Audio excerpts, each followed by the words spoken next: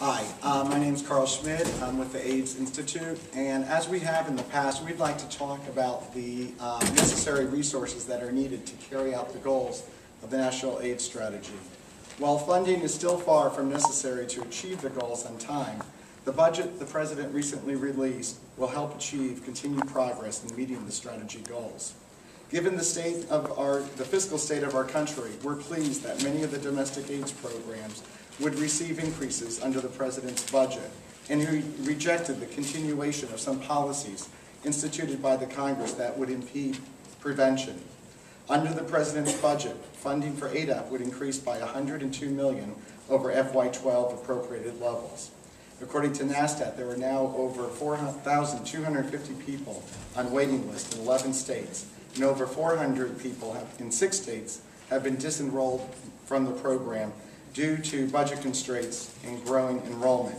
Every month on average, 2,710 new people, or over 32,000 people annually, enroll into ADAP. Recognizing the need to keep up with the unprecedented growth, President Obama announced an additional $35 million on World AIDS Day for ADAP. The President budget continues this funding and increases it by $67 million.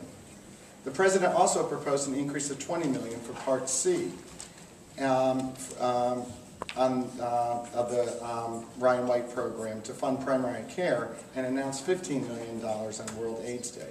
Despite these proposed increases, we're concerned about the flat funding of the other parts of the program and the proposed decrease of $8 million to Part D, which funds programs for children, youth, and families.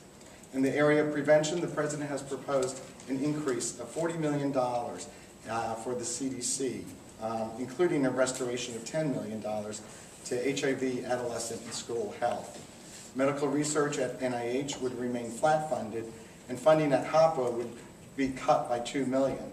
While we're concerned with the reduced funding, we are highly supportive of the proposal to distribute HAPA funding based on HIV cases, adjusted for fair market rent and poverty rates.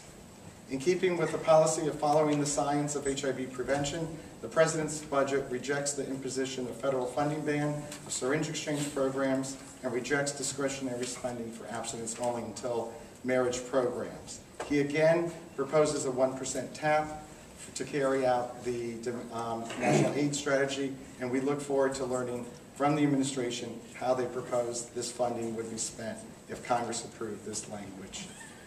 The President has shown leadership by developing a national AIDS strategy and bolstering it with dollars to implement it. We hope the Congress will now follow his lead. Thank you.